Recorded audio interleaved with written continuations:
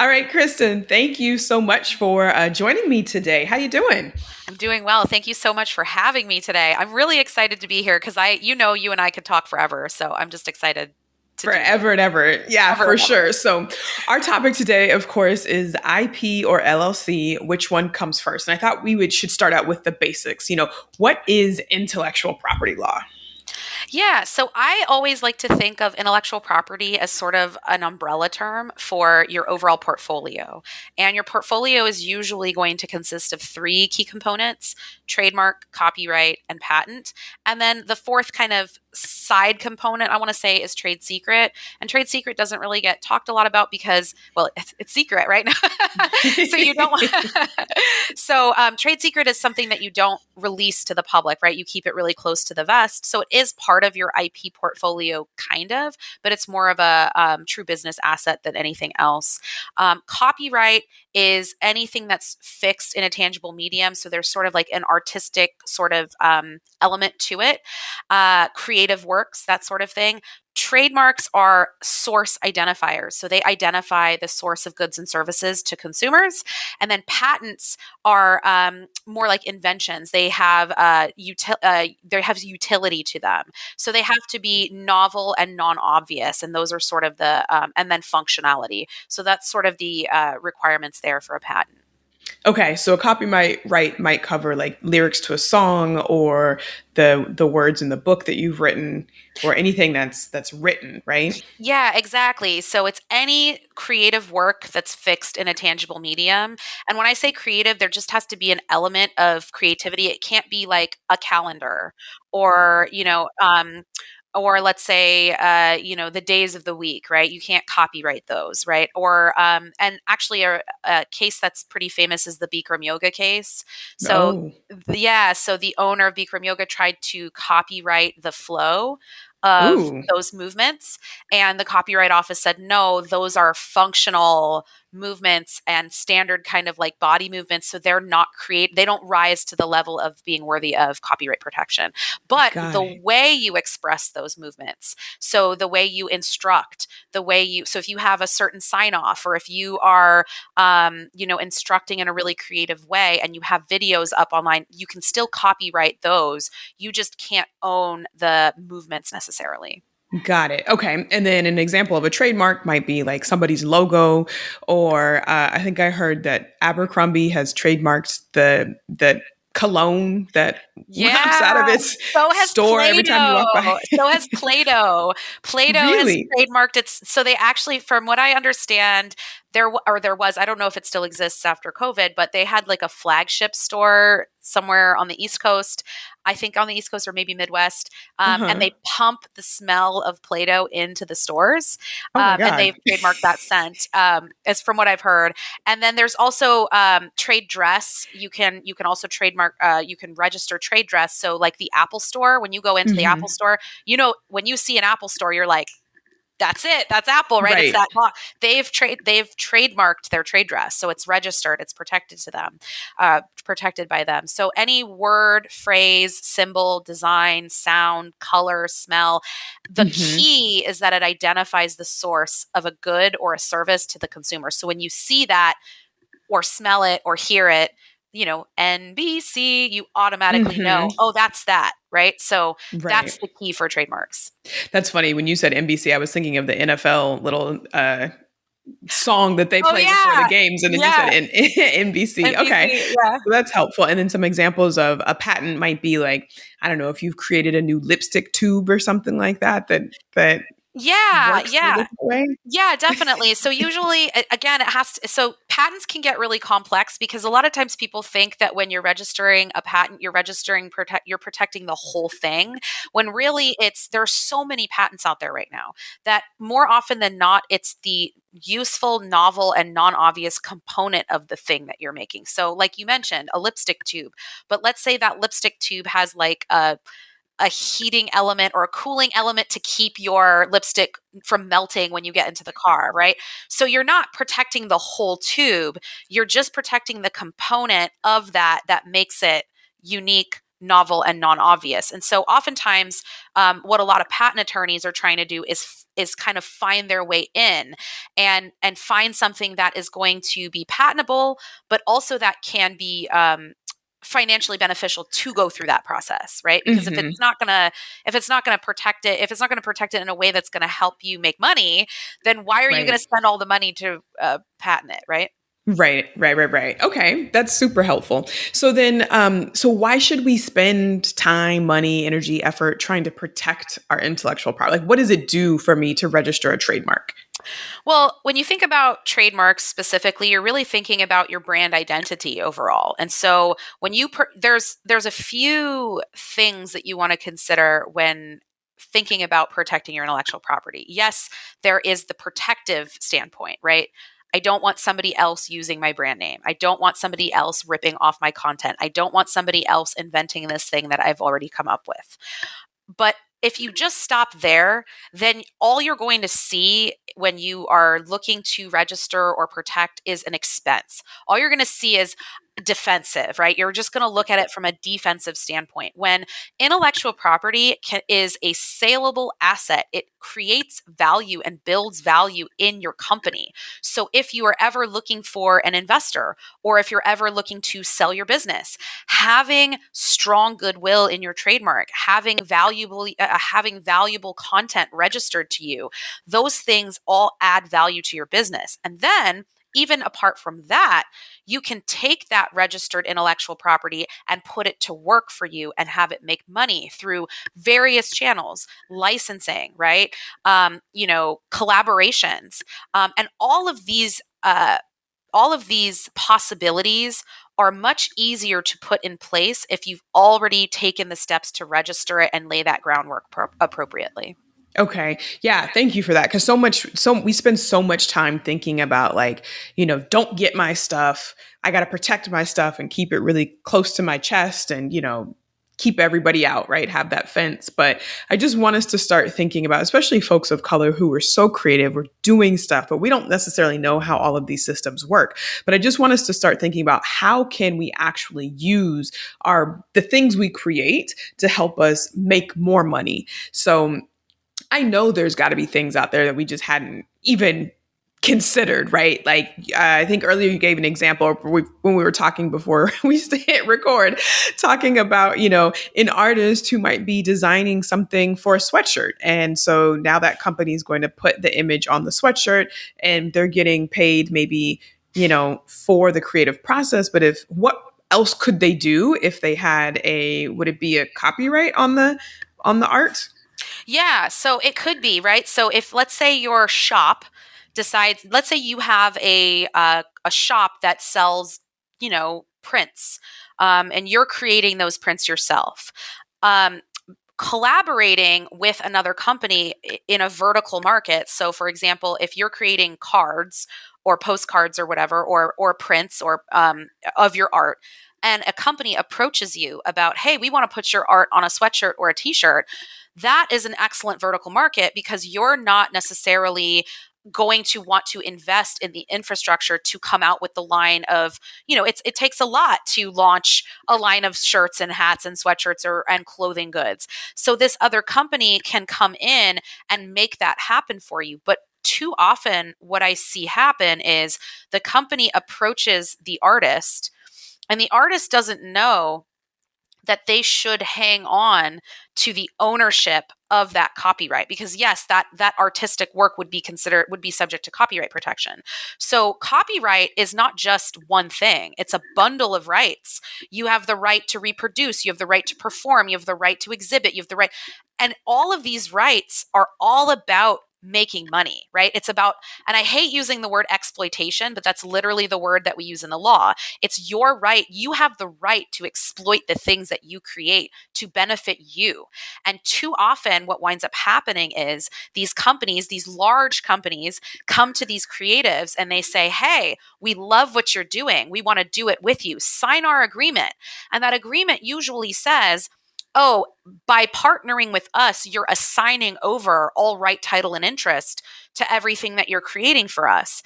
And and they're paying them, right? So it's not like they're Right. not making money, but it's the residual income that they wind up missing out on. And that is the longevity, and that is the legacy that we're talking about here, that community, that people of color really need. People, Right. you need to be the person who dictates how you're going to make money into the future. And as soon as you assign those rights over, you're cut off from being able to do that.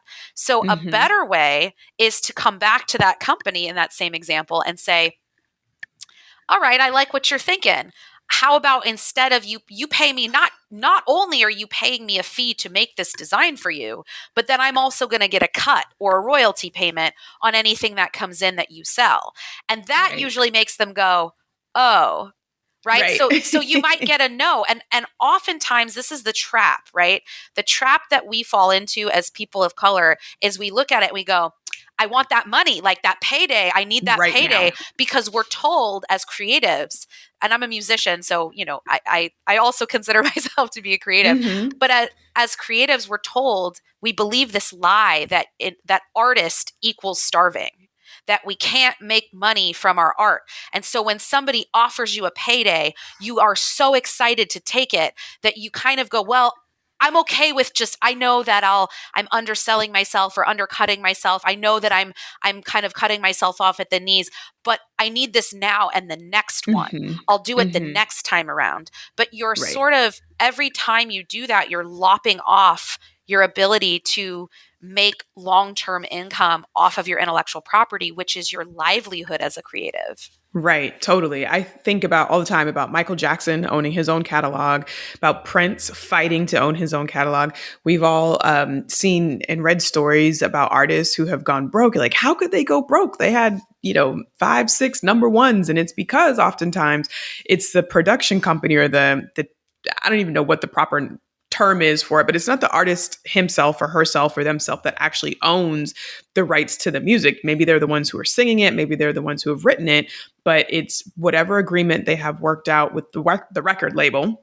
And the record label owns that. So 20 years later, when your song is still being played on the radio, that individual artist doesn't actually have the rights to that. It's the record label that's actually getting money time over time. Yeah, and that's true. And I mean, it's not just contemporary artists that we've seen that with. I mean, this goes all the way back to, race records, all of that. I mean, Mm-hmm. it's prevalent. I mean, look at the Beach Boys. They ripped off, a bunch of Black artists and were able to make a ton of money off of that. And did the Black artists that they ripped off ever see a penny of that money? No, Never. never. And so it is this sort of history that we have as people of color, where our art is constantly appropriated and constantly used, and we are Mm-hmm. never paid for it. And that needs to change. And companies, and we're business attorneys, so businesses will never do the right thing unless they're forced to, right? Because Right. what what benefit does it give a business to say, I'm going to pay you more money. Mm-hmm. Let me pay you more, right? So it's only in the wake of George Floyd have we seen companies come out and go, we're going to do the right thing, and even still Right. they're falling short. Of course, and do the right thing by whose standards, right? But when you own your own stuff, then you actually have the more negotiating power at the table. And sure, some people might get turned off because you are not giving them exactly what they want, but they're not your people. They're not your people. Exactly. And those are red flags that you want to see, right? So I get a lot of clients whenever I'm negotiating a deal. It's always funny to me when clients go, well, I don't want to bring that up because I don't want to piss Hmm. somebody off. And I'm like, piss them off. This is the time. You are getting into bed. You are signing a contract. You are creating a marriage. And when that Right. happens, you want to know, you want to see the good, bad, and the ugly while you're negotiating this deal. Because if this is how they are negotiating with you now, what is the relationship going to look like when you actually sign the deal, when you actually ink it, and they come to you and go, all right, give us everything that you signed over to us. And this Right. has happened to me time and time again, and not just to people of color, but women, right? So I represent a lot of women-owned businesses. Hmm. So this is across the board an issue, but we see it most frequently in women of color. So Right. business owners, right? And so that's really my passion and where I excel and want to really kind of go, F these people, F the man. Like, let's get them, let's go. Cause Totally. so, but yes, with creatives, I mean, that's why it's so important to register, because when you Hmm. have those registrations, there's work that this other side is going to have to do to get it over from them, right? So if you don't have any registrations, you're just signing a deal. It's presumed they own it. But if you have it Right. registered and you're starting to ink deals and you're reading something going, wait a second, now I have to actually assign it, change the ownership, let the copyright office know. It's extra steps, it's extra Right. work, it makes you think, it makes you take action. And so Hmm. it sort of almost acts as a blockade from you getting in your own way, right? Right. Right. Definitely. And also, just to think about it, it's property, right? We call it intellectual property. That is a type of personal property under the law. So just like you own your car, just like I don't know, own a stereo system, it is something that you can buy and sell. So do you have any examples of companies that you've worked for, that you've read about, that have been able to make deals off of their intellectual property where they've just sold it to another company?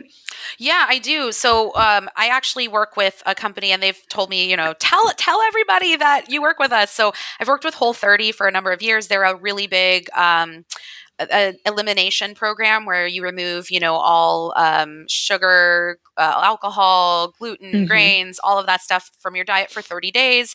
And I did it, and it was life changing for me. And so when they came to Hmm. me and were like, "Hey, we want to work with you," I was like, "Ah, okay." I was Yes, like, of "Yes." course. So I've been working with them for going on almost, close to a decade now. And I had originally, when they first started out, they were still in the sort of, this is our program, these are our people. And I started floating the idea of doing a licensing program because companies wanted to put Whole30 approved on their products. Hmm.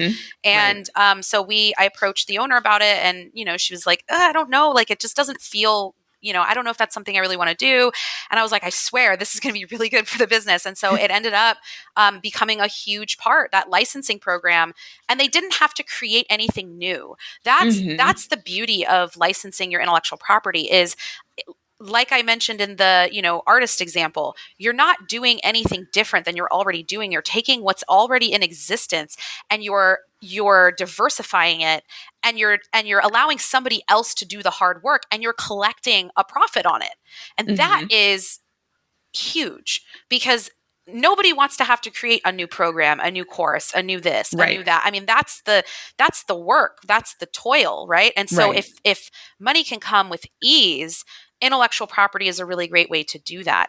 And you made a really good point, because it's intangible, but it is a tangible registration, right? It is Right. a thing that you register. And so many times I get people that say, well, I don't need a registration because it just applies, right? It Right.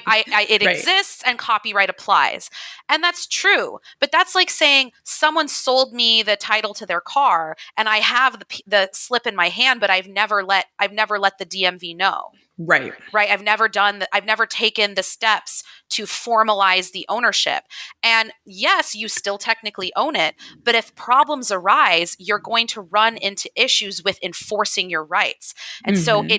and also, how do you draft a contract for licensing something if you're talking about common law ownership, right? So Right. normally in licensing deals, you have provisions where you are indemnifying, or you're basically saying, I'll take on the risk off of your shoulders. And a lot of times, Hmm. the owner of the IP is expected to indemnify or take on the risk of the person that they're getting into bed with, because they own the IP. So if somebody comes out of the Right. woodwork and says, hey, I actually own that, you don't want this contracted party to say, well, wait, now I'm getting sued. No, you defend Right. me. But Right. how do you define that scope of the indemnification if the intellectual property is indefinite, if you don't own Hmm. it, so you can't say, I promise to indemnify you against all claims, if you don't actually own it yet, right? So you're just saying, Right. so now you have to tailor it down differently, and it becomes much more unwieldy, and then it becomes more expensive to do the deal.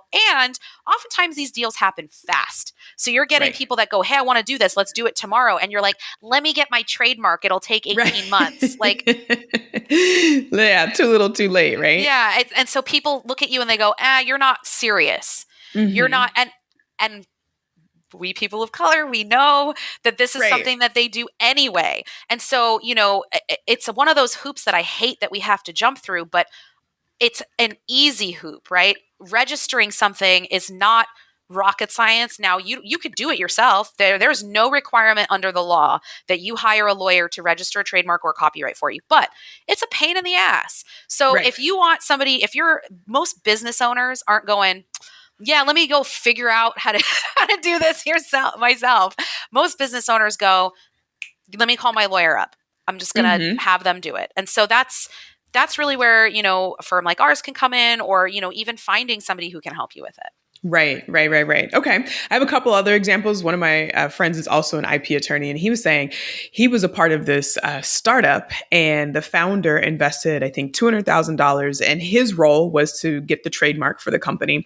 Company wasn't doing that great, never really got off the ground, but because they had the trademark, another tech company said, "We want this name, and we want the area that the name is attached to."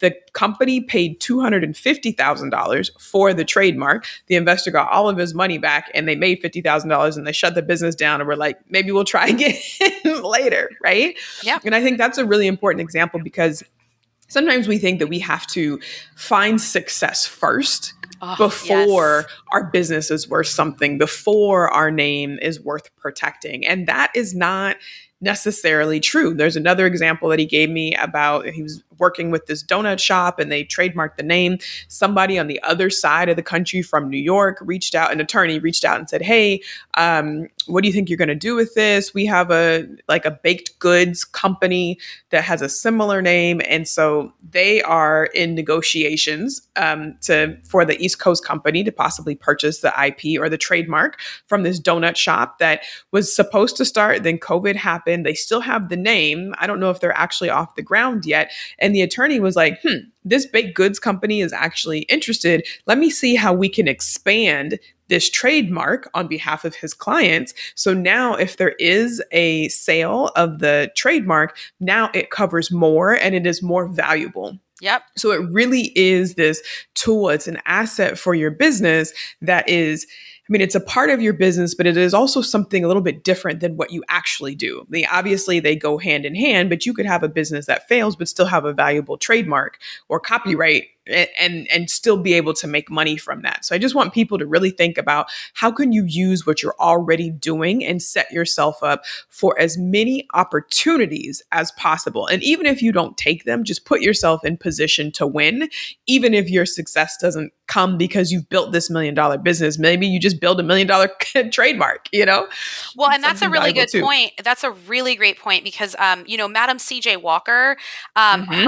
that brand was built up, hundreds of years ago, and Right. her legacy that she left, there really wasn't much left because it got sold. The company itself got bought and sold a bunch, but the trademark rights still got held onto by the family. And you can Hmm. actually use trademarks or branding, intellectual property for financing purposes. So if Hmm. the brand has built enough goodwill, you can actually get money lent to you on the back of that intellectual property, and that's exactly Right. what her family did. So she was Right. able to do these big financing deals and get these investors to come in and do these deals solely because of that trademark that was built. So Right. it's huge for for legacy building. That Hmm. it's key. And like companies like Nike, Nike doesn't really own anything except for a brand. I mean, they're not Right. they have manufacturers, they have this, they have that, but they're not like, you think they have like one factory where they're making everything Right. everything's being made out of China or other countries, and Right. it's the brand that's the moneymaker. It's Hmm. the logo, it's the brand, it's the swoosh, it's the just do it. That's where they make their money. Right, absolutely. So that kind of leads me into the title of this episode is IP or LLC. Which one comes first? So I have two questions. When do you think people should start thinking about their intellectual property? And then the follow up to that is who should actually be the owner? Should it be the individual? Should it be the company that the trademark or copyright is attached to? Or should it be some other company that they start just to hold the intellectual property?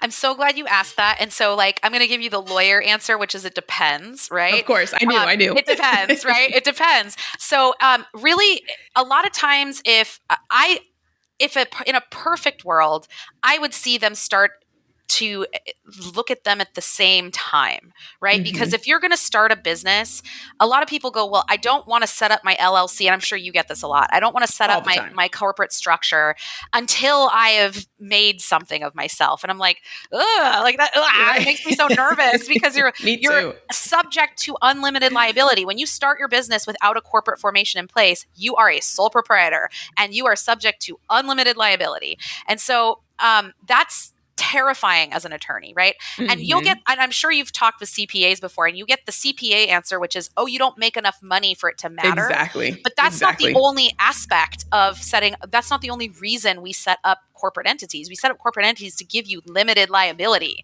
That's the key, right? Because you don't want your personal assets attachable in the event you get a judgment against you.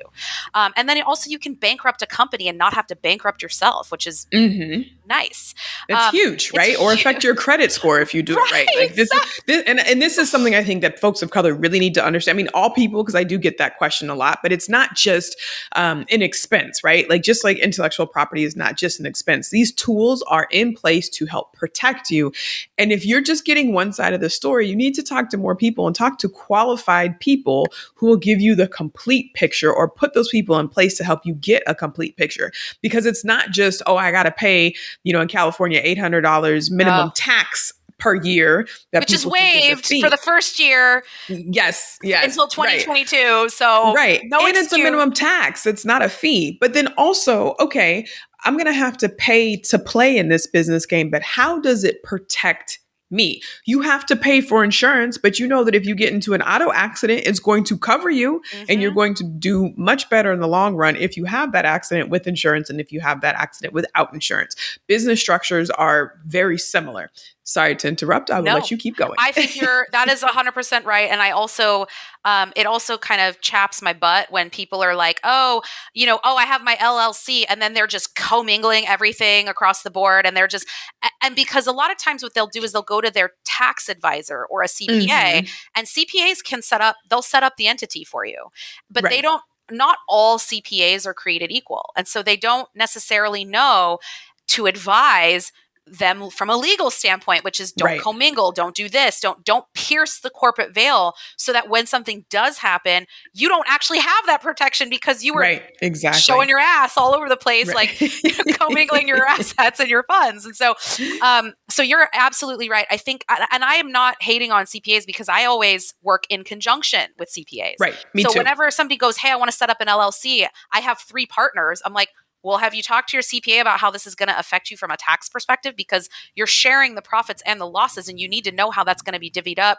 on your returns, right? So, and what that actually means for you individually, because you can read about it online, which is fine. Get your base online, but you need to have a consultant dive into your particular situation. So don't just get general advice or get it for understanding, but then go get the specific advice that's really important for what you are planning to do. Could not agree more. And so that's really where so ideally you would set your business and I like business entities to hold intellectual property as opposed to individuals, but I don't mind individuals holding IP. But you also want to ask yourself, do you want to be named in a lawsuit individually if you were to ever get sued for trademark infringement? Now, 90%, I'd say, of trademark infringement suits don't go anywhere. They settle. So I'd even say mine are like 99%. And I don't like to give percentages because it creates like ethical issues, but for the most part, I would say 9 out of 10 of my disputes, they wind up settling. And so you're not going to necessarily see your name on a lawsuit, but it could happen. So if that risk is scary enough to you to go, I don't want my name on a trademark application or registration, then I say set up the LLC. But sometimes people go, I don't want to set up the business entity. I just want my trademark. I just want the brand registered. And that's fine. We can do that. And then oftentimes what I'll do is once that's registered, I'll assign ownership over to the company. So there is a way to take it from an individual and put it in a business entity. The more intellectual property you tend to have, the better it is to have a holding company and sort of what you're trying to do with it too. For tax purposes, you can have a holding company set up in like a tax-free state. And if all you're doing is earning royalties or licensing out, you can have those royalties get paid into that LLC or Mm-hmm. talk. So you need to talk with your CPA about that. But there Right. can be benefits in setting up an intellectual property holding company. A lot of big entities do it that way. And it does tend to create some demarcation between their business activities, especially if you have 50 investors and you don't Mm-hmm. necessarily want them to have ownership of that intellectual property too. You can have Right. it held by a separate company and have that company license to the business. So there's all Mm-hmm. different structures, and there's all different ways. There's no like one right way. It all Right. depends on what it is that you're trying to do. Um, but generally speaking, I would really like to see business entities and intellectual property considered at the same time because they do Yes. play off of one another. And so, but if you're like, I can't do it, then fine, tell me what you want to do, and I'll give you a path forward. But Right. don't you're starting a business, right? I always say if you're starting a business in California and $800 a year freaks you out, then what are you doing in business? Right. Like Right. your goal is to support yourself. No one is supporting themselves on $800 a year. Right. So Absolutely. set yourself up as if you're going to succeed and believe in yourself as if you're going to succeed, and you will. Yeah, I mean, I absolutely, and that comes from that scarcity mindset that Mm-hmm. we're not always aware of ourselves thinking in that scarcity mindset. But again, it's just it's just $800. Like if you make any sales in the year, you're probably going to be paying more than $800 in taxes. And I'm not knocking anyone who is terrified of that $800 It's scary. minimum It's tax. scary. Right. But I do want you, just like Kristen's, I want you to start thinking about where can this go? How do I set myself up to be in the best possible position ever? And not how do I step a toe in the game, but try to keep myself from getting wet? Like you gotta Jump. go in and you gotta be smart. And if you're not ready to do it yet, then, take a little bit of time, save some money, meet with the people who you need to meet with, and make sure that you have a plan so that you will be successful. And And I started out that way. I mean, I left my last law firm 7 years ago, and mhm, I had no clients. I left with zero, a book of zero, no money, no mhm. clients, no income, no nothing. And I was like, no one's going to hire me. Like, who's going to hire me? Right. Who wants to hire me? Especially because I would go into court as a litigator, and people would ask me like, when's the lawyer getting here? They'd see me and assume I wasn't legit, that I wasn't a professional, that Right. they took my look to mean that I wasn't to be, it's In just authority Kristen. in the room. Yeah. Correct. Exactly. And so that mindset gets it is, as somebody like me, that mindset gets to you. It gets inside. It Right. it eats at you, and it's something that we have to overcome. And so the first thing that I did was I hired a CPA. Mhm. And I sat down with my CPA because believe it or not, all of the lawyers, the old salty lawyers that I was meeting with were like, why are you setting up a corporation? Don't set up a corporation. Right. Just operate as a sole proprietor, because malpractice, you're going to need any lawsuit is going to end up with malpractice. You're going to be personally liable anyway. So Right. who cares? Who cares? And I was like, oh, okay, maybe I could do that. Maybe I'll do it. So I met with my CPA and I was like, I'm just going to start out. And then as I grow, I'll set up. And she goes, that is the dumbest shit I've ever heard in my entire life. That is exactly what she said to me. And I love Shirley, I my like your CPA. CPA. Yeah, she is no nonsense. And she said to me, Kristen, that is dumb. Why would you do that? She goes, I said, well, $800. She goes, Kristen, you are a lawyer. If you are not making $800 by the end of the year, she was like, go get a job. Okay. Like, go Right. work for a law firm. She goes, but you are going to do this. You are going to cut it. You're going to make it, and you are going to succeed. So invest in yourself, do it. So she was the first person that I hired. I hired her on as my CPA, bookkeeper. I did all of it. And Mhm. at the time, it was the biggest expense that I was making. And I was sick to my stomach making that. Now Right. it's one of the cheapest expenses that I have in my business. And I'm like, this is Right. great. Like, I love I love them. I sing their praises. I send them business. Like, they're the best. Totally. And so Yeah. it will grow. You just have to have faith it will grow. Like you said, you can't dip your toe in and say, well, I don't want to get wet. Right. I mean, Right. this is business. It's scary, but there's room Yeah. for you, right? There is enough to go around. There's Absolutely. enough to go around. 100%. Yeah, 100%. So I just have a solidarity story that when I was litigating, I would often go into the courtroom. And when I was representing criminal clients, I would stand in the attorney line that's in front of the bar, right? There's a literal Mhm. bar in the Yep. courtroom Yep. where the attorneys and the judge are on one side. And then, the public is on the other side. And so we had to stand in line to check in with the judge. And more times than I care to remember, the bailiff, the sheriff, would come up and say, "Excuse me, ma'am, do you need something?" I'm like, "Not from you. No, I don't need anything." Well, Yeah. this line is for attorneys. Yeah, I Yeah. know. Thank you. Thanks. Well, you need to go sit down. No, I don't. I'm in a suit. I'm looking, the only thing that's different about me is that my skin is brown. My skin is dark brown. That's the only other thing that's different about me than the other attorneys in the line. So there are often times where you're And standing in the you don't have a spaces. penis too, right? Right. I mean, 'cause That too. Right. Yeah, that too. So there are often times we're standing in these spaces and we know that we're in the right space, but the messages coming towards oh us yeah. are not confirming our identity in this space. So all that to say, like, keep going, keep pushing, get around people who can support you and help you grow in that way. One last question before we go.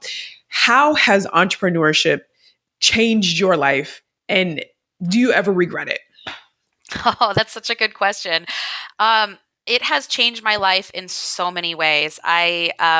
When I was first leaving my law firm, when I left my last law firm, I didn't know what I was going to do, and I sat down, talking, my husband at the time, I was talking with him, and I was like, I don't, I think I'm just going to go find a job. And he was like, Kristen, your complaint is that you are constantly bumping up against a ceiling or running into roadblocks or being underestimated. And he goes, I don't care where you go. If you go to another law firm, you are going to experience that everywhere.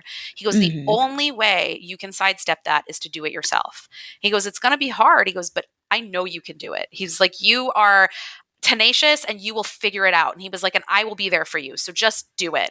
And I I was like, love man, it. I hate that a man had to be the one to tell me that. I But they're like, damn it. Like, all right, white man, like, tell me what to do. It's fine. Like, but no, but really though, having that kind of push was really what I needed. And it from the beginning, I was really nervous. I didn't know if I was going to get clients. Like I said, I had no clients.